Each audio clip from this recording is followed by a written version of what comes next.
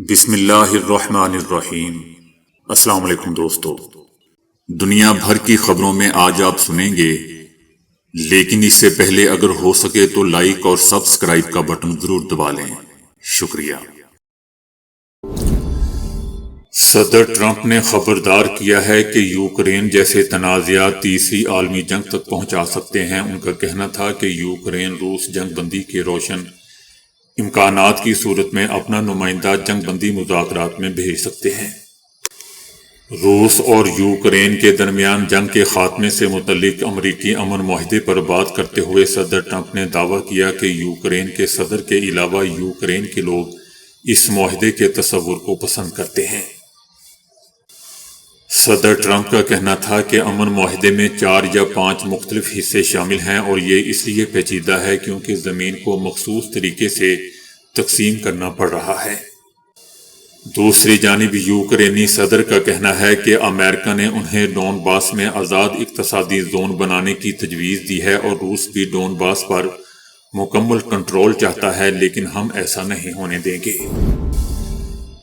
Dubai اسرائیلی شہریوں کے لیے سب سے پسندیدہ سیاحتی منزل بن گیا۔ نومبر 2025 میں 1 لاکھ سے زائد اسرائیلیوں نے دبئی کا سفر کیا۔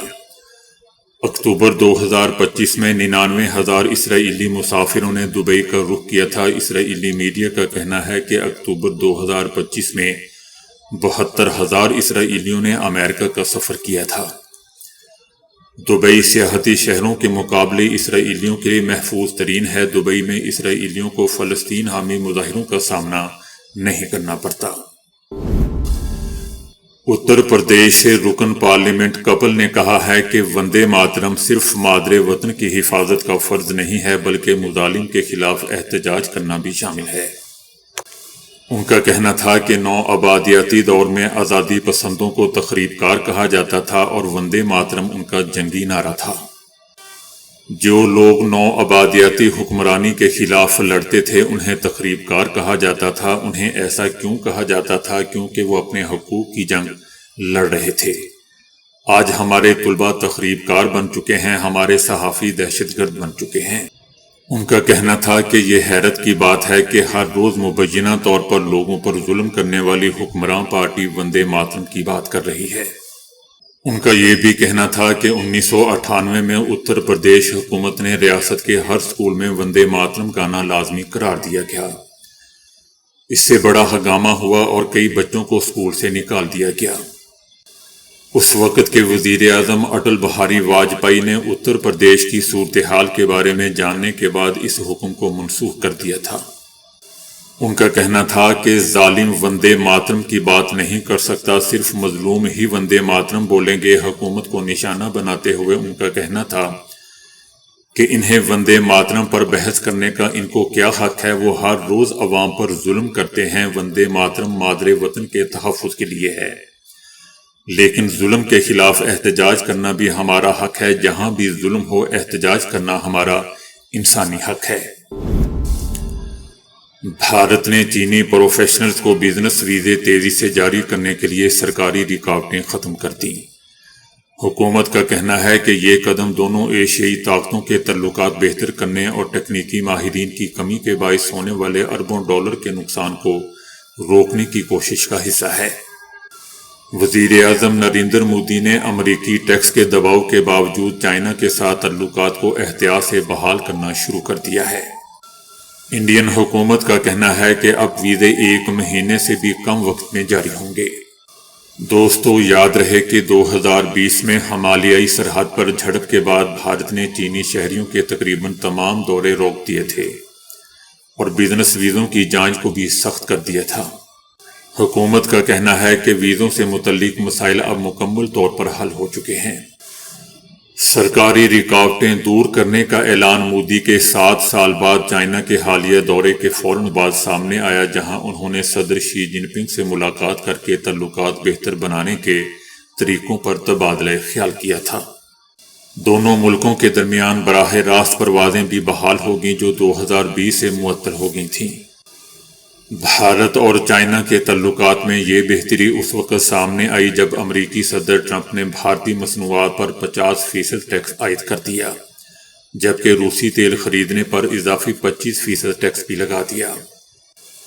اس کے بعد بھارت نے چالاکی کا مظاہرہ کرتے ہوئے سفارتی حکمت عملی دوبارہ ترتیب دی، چائنا کے ساتھ تعلقات بہتر کیے، روس سے تعاون بڑھایا اور امریکہ کے ساتھ ٹریڈ ڈیل پر بات چیت شروع کر دی۔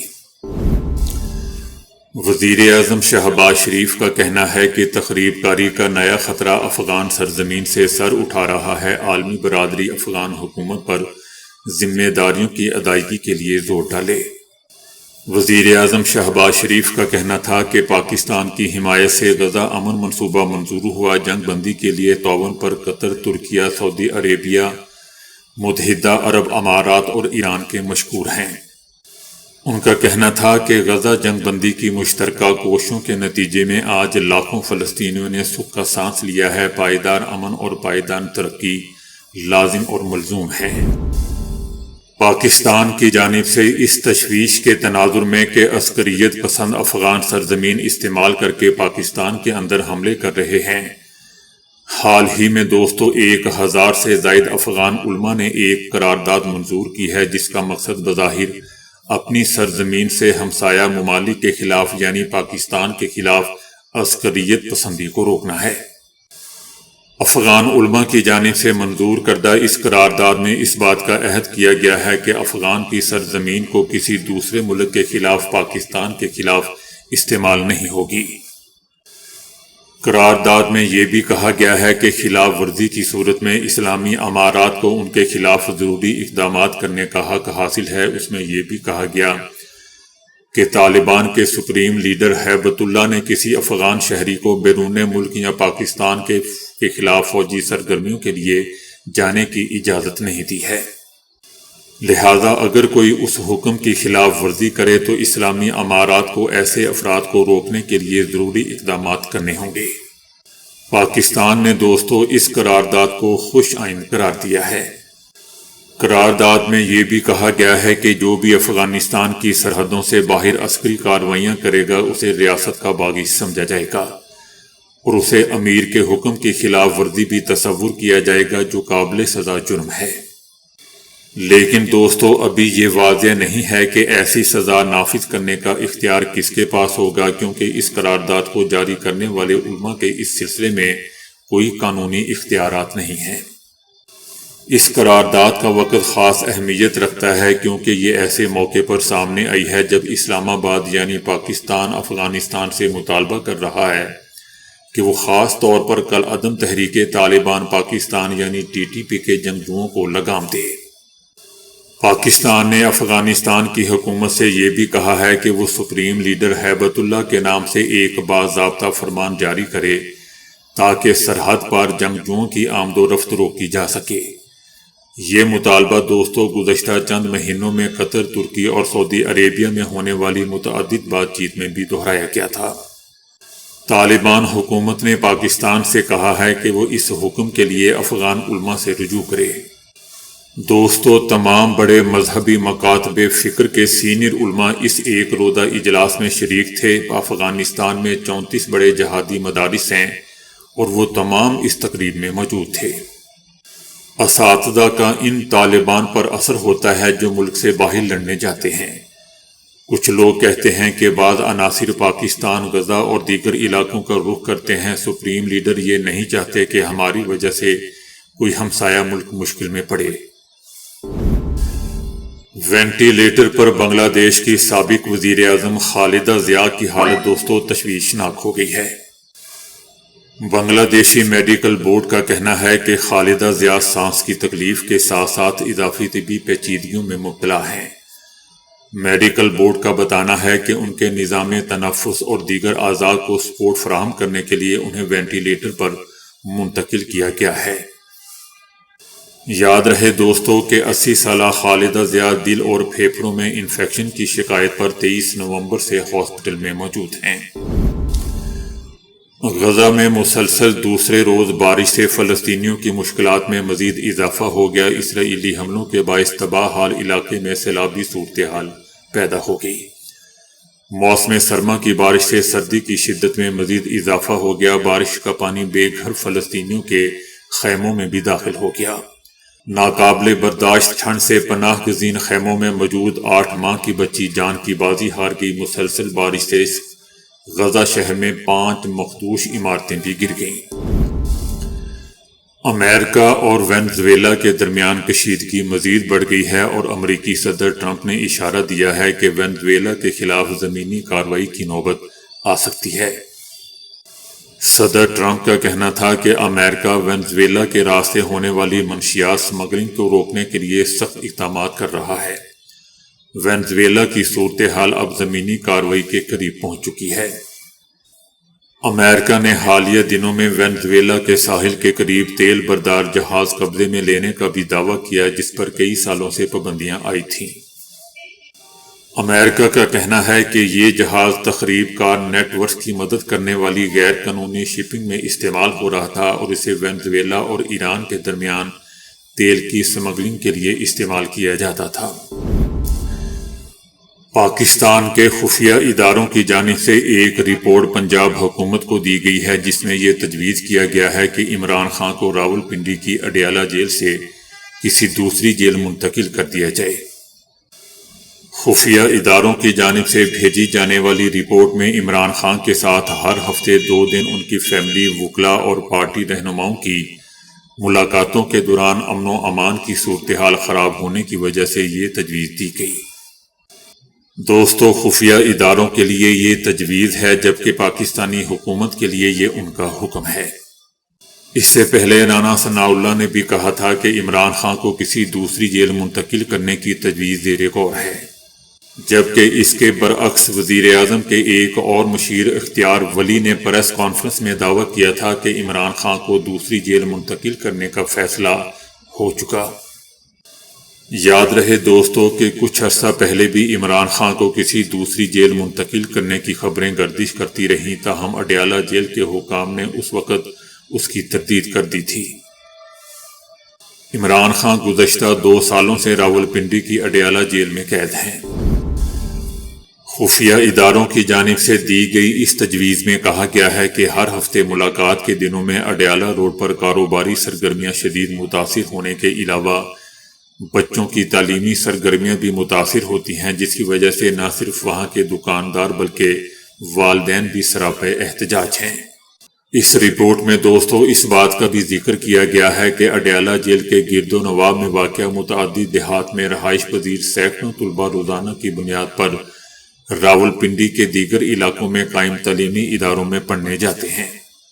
اڈیالہ روڈ راولپنڈی شہر کو ملانے والی واحد شاہراہ ہے اور جس روز عمران خان سے ان کی فیملی اور پارٹی رہنماؤں کی ملاقات ہوتی ہے تو سیکیورٹی نقطہ نگاہ سے اڈیالہ روڈ کا 3 کلومیٹر کی رینج کا وہ حصہ بند کر دیا جاتا ہے جو اڈیالہ جیل کے قریب سے گزرتا ہے۔ اس کے علاوہ قریبی دکانوں کو بھی بند کر دیا جاتا ہے جس سے لوگوں کی مشکلات بڑھ جاتی ہیں۔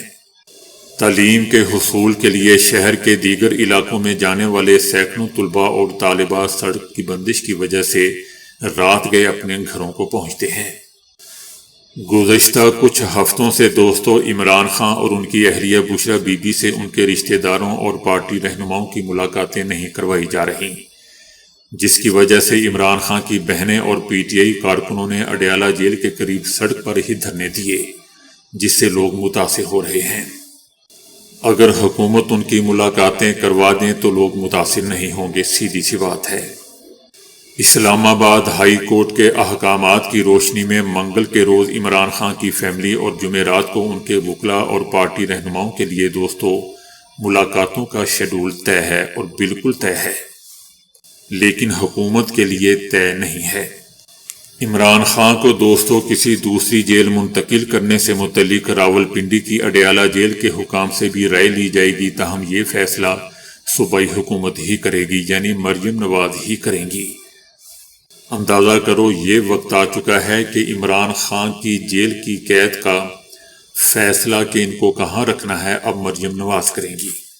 حالانکہ عمران خان جس مقدمے میں جیل کاٹ رہے ہیں وہ پنجاب پولیس کا مقدمہ نہیں، یعنی پنجاب کا نہیں، بلکہ وہ نیب کے ایک مقدمے میں سزا یافتہ ہیں جس کا براہ راست تعلق وفاقی حکومت سے ہے۔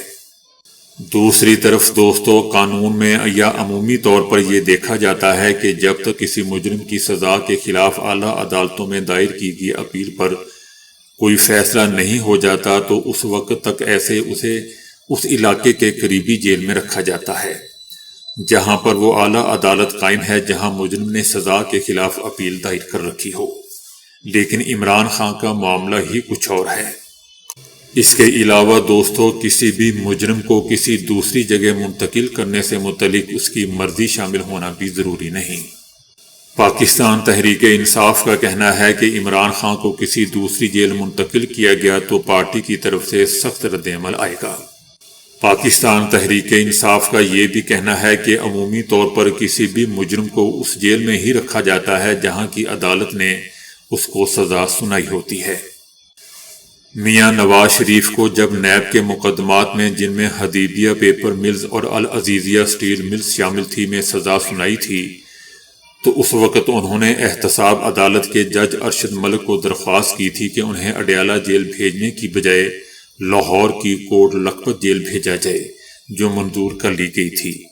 اور جج ارشد ملک کون تھا دوستو، آپ بخوبی جانتے ہیں، اور آپ یہ بھی جانتے ہیں کہ وہ نواز شریف کے لیے کیا تھے۔